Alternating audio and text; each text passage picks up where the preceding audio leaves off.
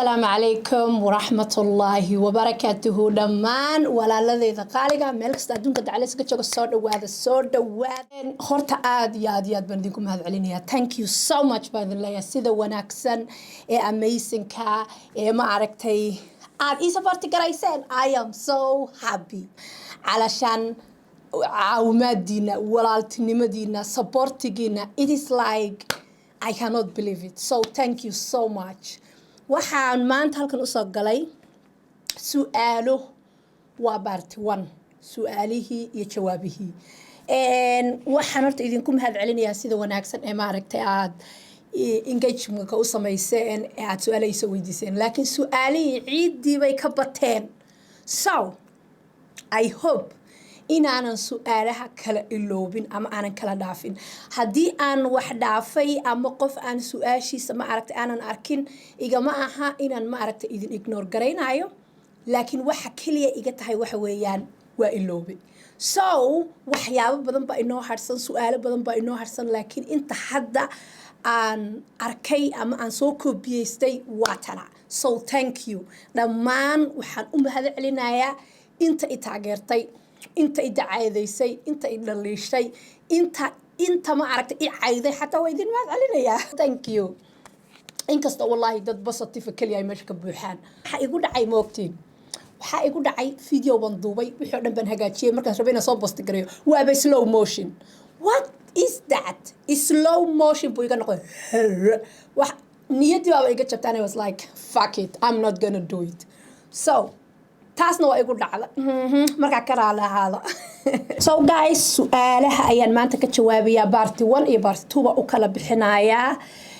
su'aalihii baan u guda galaynaa ma sha Allah tabarakallah bismillah ilaahu khayr ka dhig inta waxa la dhahaa habon Mohamed habon thank you walaalo su'aashaada aad ugu mahadsantahay la khayr ku siiyo waxay tiri ani hurdadaydu after bayba fiicnaatay alxamdulillah awal maba seexan jirin gaajaduna way iqabataa laakiin wax badan ma cuni karo which is normal ma sha Allah maadan sheegin after bayba ha maadan sheegin walaalo ma gastric sleep bad samaysay ma bypass bad samaysay ma sheegin laakiin waa run taas beenka ma sheegin dadka qaar bay u fiicnaataa hurdada marka ay ma aragtay sameeyaan qaar bay u fiicnaataa oo because of marka hurdo waa aragtay hadda marka buuran tahay saas ba u seexanaysa wadnihii iyo beerkii oo dhanba ma aragtay halkan sida u buuxa dad ba xataa mashiino guryaha u yaalino naqaska habeenkii ka qaado oo sida ma aragtay afku wax iskaga xidha waa run dad badan bay u fiicnaataa laakiin aniga sleep-kayga side effect igu sameeyay like you know because operation-ka aan galay ma aragtay hormoonada ayuu iga khalkhaliyay so that's why aniga side effect wuu igu sameeyay xagga hurdada maba seexan karo ilaa ay aan naftayda ma aragtay aan dhibo oo ma aragtay aan gym sameeyo oo aan ordo oo aan ma aragtay daalo mooyaane maba sameyn kari so qofba si ayuu walaalo u effect gareynaya it's not the same walaalo so hadduu adiga saa ku sameeyo congratulations masha Allah so aadna kuugu aniyo dadkaygu kuugu sacaabinayna shukri Mohamed ayla dhahaynantana shukri Mohamed waxay tiri ina abtisaamax berigii aad gastric sleep ka samaysay ayaan kugu iri commenti na maxaad isku qashay walaalo isaamax naciimoy intaas uun baan ku iri oh ma sha Allah tabarakallah walaalo saamax baad iga tahay if iyo aakhiro iyo every time I love you inadero thank you waxa la yiri qofka ma aragtay inuu qofku khalad galo ma adka laakiin waxa adag qofka khaladkiisa ka soo noqdo ama yiraahdo ma aragtay sida inantan oo kale soo codsada afis so thank you cafe yarno cabiya soo dhawaad inantan waxa la dhahaa xamdi nuur waxay tiri walaal waad mahadsan tahay su'aasha aan ku weydiinayo waa hadii midaan dhibkan laga marayo buufinta caloosha la galayo ma looga maarmi karaa mase ayadana waa la mid okay waxaa tiri walaalo buufinka caloosha walaalay macaanay aniga haddaan halkan soo istaago ku idhaahdo buufinka caloosha ayaan kaaga warramaya been ayaan kuu sheegaya I have no idea what is buufinka caloosha is laakiin I don't think it's surgery ma aha laakiin wax la dhexgelinaya caloosha dadna lagu buufinayo so calooshaada qaar ayaan cuntadu gelaynin qaarna cuntadu ay galaysaa so waa maqlay dad oo le waa nagu qarxay waa maqlay dad oo ma aragtay complication ku dhacay laakiin I don't know I have no idea walaalo haddaan haddaan maanta inta halka soo fadhiisto aan kuu sheega aan ku idhahdo waa aqaanayo waa you know I can do it been baan kuu sheegayaa so walaalo macaan qof kale oo sameeyey raadso ama walaalo weydii I'm sorry xabiibati thank you alright su'aasha ku xigto waxa waaye guuleed Muusa soo qoray guuleed hawa wiil waaye maasha Allah soo dhawo walaalo guuleed waa ku mahadsantahay dhamaantiin su'aalihiina guuleed wuxuu yiri qofka caloosha iska saaray wallahi noloshiisa qoomamo ayuu ku noolaan doonaa horeyna wuu u dhintaa what horeyna wuu u dhintaa wadaas akhriya walaalo macaan horta been baad sheegtay been ayaad sheegtay guuleedow hanaga nixinin okay of course fartayriska hadii la iga qalo ama faryarada la iga qalo waa horta waa risk operationka always risk waay so operation and risk line walaalo kuma jiro laakiin waxa ogaataa waxa la ogaaday oo lagu sameeyay baaritaan ilaah baa horta og markaad dhimanayso laakiin waxa la ogaaday dhimashadaada ilaa 10 ilaa 9 sano inuu cimrigaaga kugu darayo operationkani dad ba oran doona ilaahay markuu ku qarabad dhimanaysa waa sax bay u taal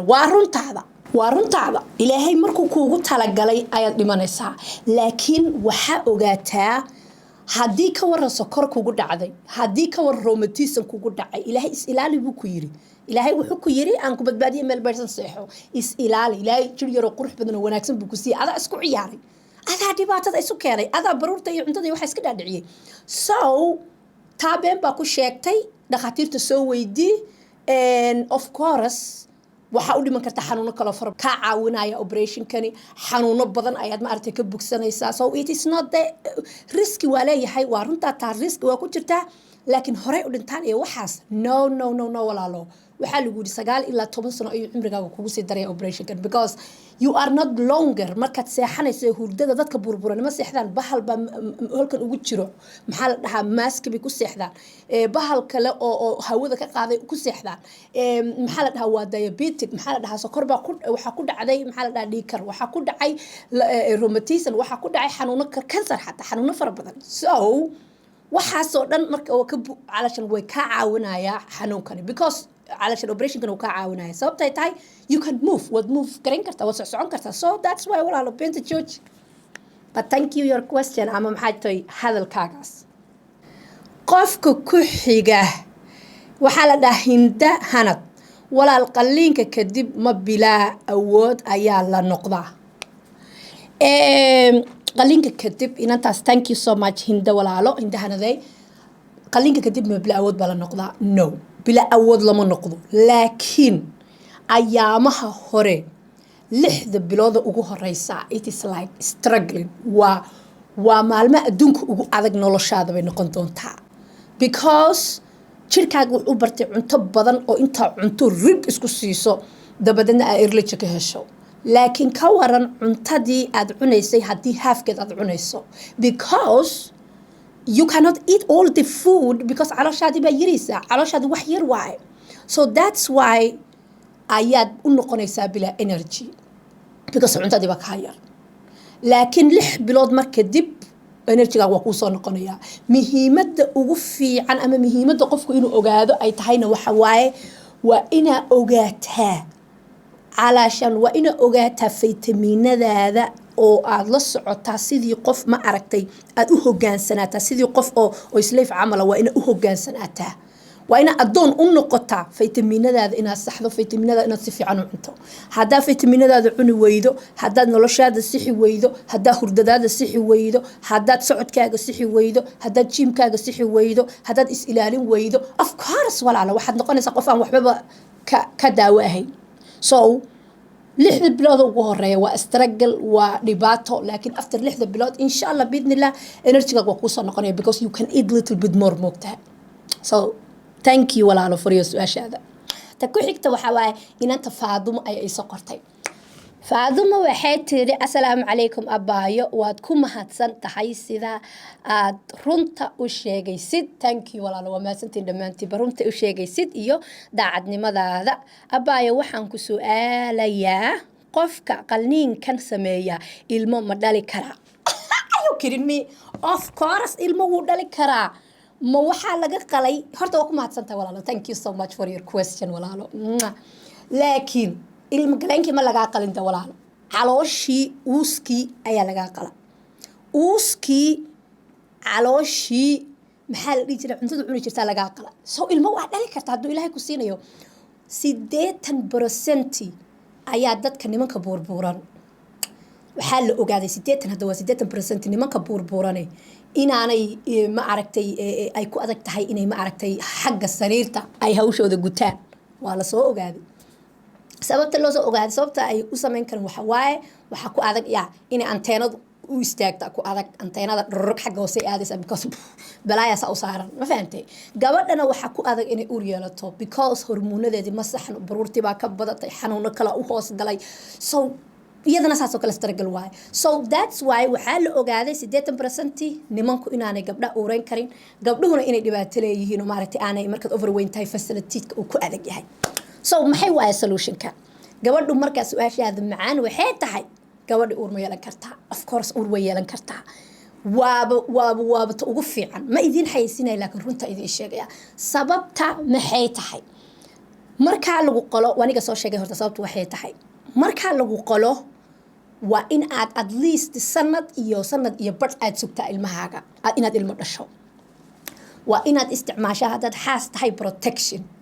علشان waxyaaba ilma la isaga ilaaliyo waa in isticmaasha sababtu ay tahay hadii aad adigu oo lagu qalay uur aad yeelato of course waxba ku dhici maayeen ilmaha calooshiisa ku jira waa okay laakiin ilmaha calooshaada markuu galo wuxuu u baahan yahay nafaqo adigu waxaad u baahan tahay energy adigiiba cunto kugu filan ma helaysid ilmahana nafaqo ku filan ma helaayo soo waxa laga yaabaa inaad struggle iyo depression iyo balambal iyo hoog iyo salac iyo cilkaambi iyo intii in kasii daran ay kugu dhacdo soo muhiimadu waxa waaye hadaa naftaada u roon tahay oo naftaada u baqanaysid adiga gacantaada ha isku biraynin please and please marka hadii aad operation ka samayso ama gastric sleeve-ka ama gastric bypass-ka waa inaad ama bariatric oo dhan waa inaad protection isticmaashaa gabadhay protection isticmaal anigu waxaan idin oran lahaa 2 sano suga laakiin dhakhaatiirtu waxay tiraahdaa 1 to 1.5 years inaad sugto waay so ilmo waa dhali kartaa alxamdulillah waa ku fududaanaya laakiin dhibaatadu waxa waaye you have to be careful because waxa u baahan tahay energy waa aragteen gabadha Soomaaliyeed ama gabdhaha tii gabadha Soomaaliyeed kale ma gabdhu markay u reystaan waa aragteen siday umma tagaan waa aragteen siday u silcaan adiga oo ka waran nabar caloosha ku haysta oo ma tagaay meesha baba furanayse laakiin inay hadda u reystaan alxamdulillah yes so walaalo waa ku mahadsan tahay su'aashaada xabiibtiyay ay hope inaan ka jawaabay laakiin always dhakhtarkaaga weydii inantan kale iyadana waxa la dhahaa Abdullah waxay soo weydiisay waxay tir uur ma yeelan karaa of course qalinka kadib of course waan ka hadda ku soo sheegay walaalo adiguna waad sameyn kartaa taas laakiin raac waxaan ku soo sheegay inanta waxa la dhahaa Maria WB waxay tiri nimco su'aal walaashay adoo raaliya naasaha miyaad qashay mise markaad caatowday ayay yaraadeen okay waa su'aal aad u wanaagsan thank you Maria walaalo mahadsanid naasahayga ma yaraadeen ha way yaraadeen of course because markaa buuran tahay waxa dhanba waa adiga dhanba dee waa buuf halkana ku soo buuran laakiin waxa ii soo kordhay muruq ba ii kordhay because waan jimicsada oo jimicsi ayaa sameeyaa so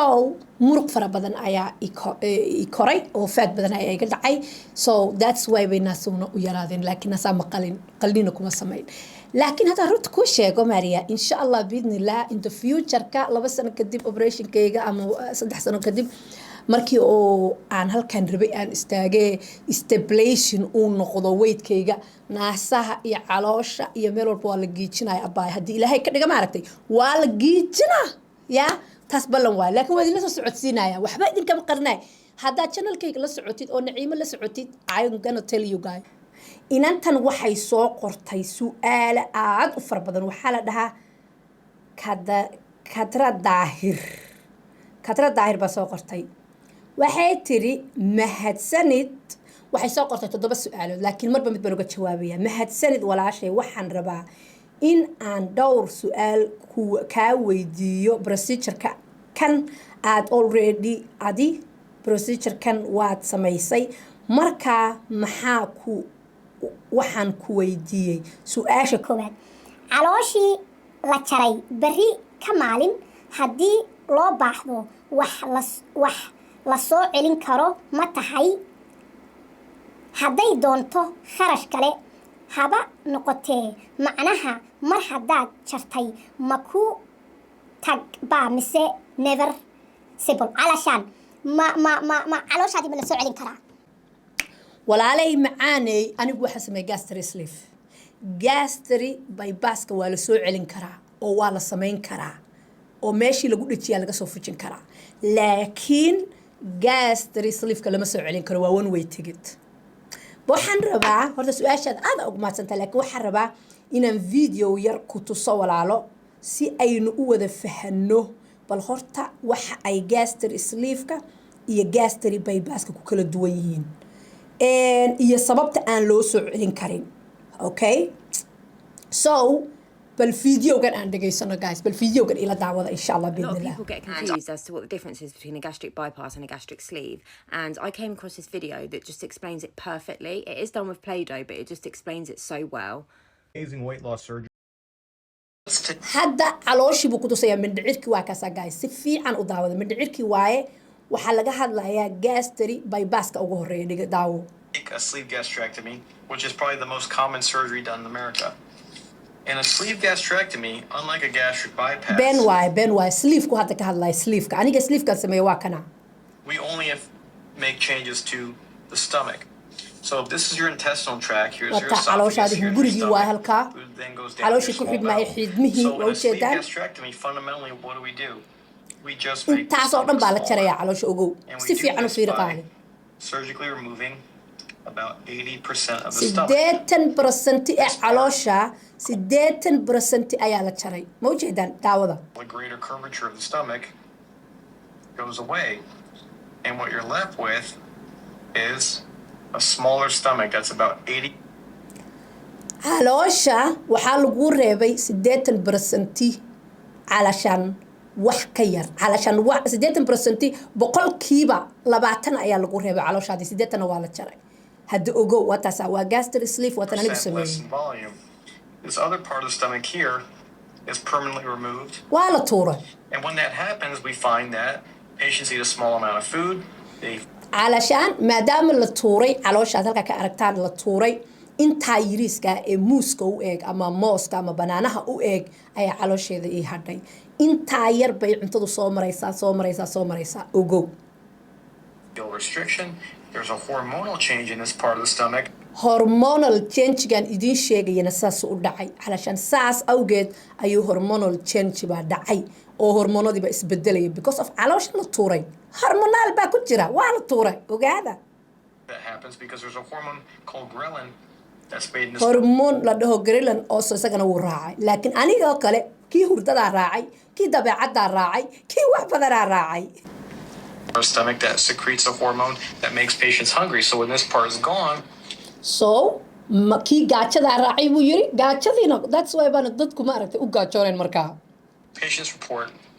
a much better feeling of satiety or fullness when they eat. Now let's take a look at a gastric bypass. hadda gastric bypass ayaa laga hadlay qof walba oo raba inuu sameeyo ama rabin inaanu sameyn ama ka cabsanaya ama aan ka cabsanaynin hadda si fiican u daawo hadda gastric bypass ka laga hadlayaa anigu horaan sameeyay tan ma sameeynin fiiriya Gastric bypass is one of the oldest surgeries that we do for weight loss, and it's just a little bit more complicated than a sleeve gastrectomy. ogaada gastric sleeve ka ma aha complication badan kama dhaco gastric sleeve ka waxaa ka dhaca complication yar laakiin gastric bypass ka complication badan baa ka dhaca uu ka complicate badan yahay Bypass, we're also cutting the stomach, but we're actually making it very, very small. From the size of a banana of a sleeve gastrectomy, we're actually making the stomach about the size of a golf ball. So, ma ujeedaan hungurigii caloosha u geynaya cuntadaba horta marka hore gaw baa laga siiyay calooshii hungurigu ku rakibnaa horta waaba la jaray waa ujeedaan gaa si fiican u fiiriyaa this part of the stomach is now completely separated. Separation baa lagu And when we do that, ultimately what happens is we bypass a large portion of intestines. So basically waa la bypass gareeyay weligaa baabuurka bypasska ma taqaanaa adigu waxaad bypass garayso ya intaad saa u jiri lahayd baad bypass gareynaysaa ma fahantay sometimes markaad magaalo samxada marayso waxaa laga yaabaa wadada inaad bypass garayso waddo kale kasoo wareegto so that's why bay sameeyeen dhegeystaada So once we cut the stomach, intaa yar bay jareen we have a small hungurigii buf gastric pouch here. Well, we have to be able to digest food somehow. So what happens is si fiican u fiiriya we now go and we separate the intestinal tract here. haddana meel yar oo hoose xiidmihii ayay haddana jareen intii kale way jareen tanna way jarayaan hadda fiiriya And we bring up a loop of intestine so now patients can digest food. So the intestine's brought up and anastomosis or connection. ma ujeedaan calooshii meeshii hungurigii calooshii weynayd ama mindhicirkii weynaa cuntada u geyn lahaa waa la jaray horta hungurigii okay dabadeedna xiidmihii ayaa inta mid la bypass gareeya baa lagu kabay hadda fiiriya si fiican fiiriya waa bypass Between the small gastric pouch and the intestine. haye So now patients eat food here, and this part of the intestinal tract, which drains the liver and the bile, is reconnected. calooshii dhammayda xiidmadii dhammayda caloosha usoo wareegi lahayd reconnection calashaan waa laga jaray waa laga gooyey bal hadda fiiriya Down here. So let's look at this anatomy now. Now we have the esophagus. You have a small hadda ma ujeeda saa loo portion of kabay stomach here. You have an intestinal tract or your jejunum that's hooked up here. The continuity is kept in place, but all this extra stomach that's left behind no longer sees food. waxaa adduunka ilaa waxaa naxdina oo sometimes aan ka naxaa calooshaa dhan ee ku dhex taala cuntaba ma gasho waa iska kaa dhex taala waa bakti iska kaa dhex yaala way nooshahay laakiin waxay qabanaysaba male cuntana ma cunayso can you imagine oh my god sometimes markaan si fiican u fiiriyo aniga wallahi bila anaa naxa waa ma tagaa but bypasska it's too complicated waa ujeedan caloosha way ku dhex taalaa laakiin waxaa iska kaa dhex yaala cunta ma gasho mara ka soo baxdo fiiriya All this part of intestine no longer sees food. no longer علشان cuntaba ma gasho meeshaasi no longer baa lagu yiri caloosha weyna ku dhex taala ma ujeedaa habarteedii ka Intestinal juices from the liver drain here, and once food goes down here, waxaa lagu yiri علشان tan hadda su'aashana u soo qaatay video u soo qaatay waxa waa inanta su'aasheedii wal calooshan waa convert waa lagu sameyn karaa meesheedii baa lagu celin karaa gastric sleeve iyada waa lagu sameyn karaa laakiin gastric sleeve tii hore u hadda ninku inoo soo sheegay ma taaban kartid it's like game over waa laga jara waa la tuura do this is a very much more complex surgery. ma maqlaysaan waa much complicated surgery waa aad bay complication u tahay san ani waxba ma idinka qarin wax kasta waa idin sheegay okay Great surgeries, different reasons to do both. Fundamentally, that's what happens. All thanks to Plato.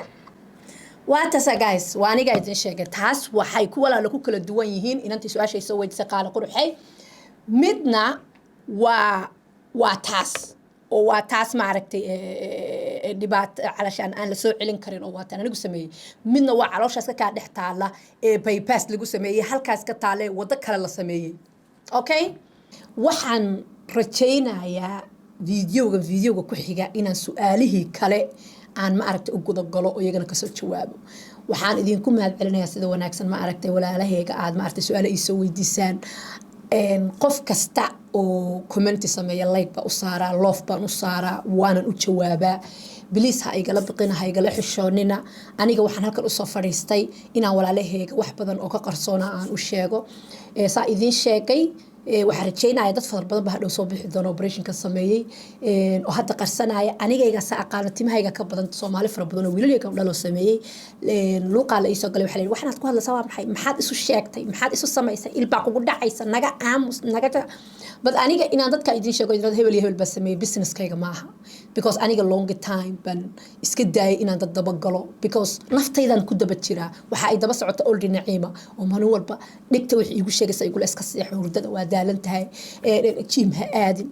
cuntada iska cun waxan laxooxda iska cun kimista iska cun saliidda iska dhuuq waxani waa okayda ay hayso so dagaal baa naftayda kula jiraa I don't have time for anybody ama dad qof kale waxba uma haay waqti uma haay laakiin waxaan waqti u hayaa maadaama markastaan TikTok galo markasta Snapchat la iga soo weydiinayo in aan ma aragta idinka waramo videogan ama maxaa la dhahaa operationkayga aan idinka waramo because Soomaalida in badan ma haystaan wax ay fahmayaan ama qof si fiican wax ugu sheegaya daacadnimadana waxa la yiri ma aragtay qofka if you give something you will get something so daacadnimada iyo walaaltinimada in wax la isu sheego aad bay muhiim tahay waana mahadsantiin please waxa idinka rajaynayaa videoga la gareeya follow me commentiga igu soo qor aadna waa u mahadsan tahay thank you so much dhamaantiin assalaamu calaykum ilaa intaan ku kulmi doono part 2 su'aalaha assalaamu calaykum waraxmatullaahi wabarakaatuh bye guys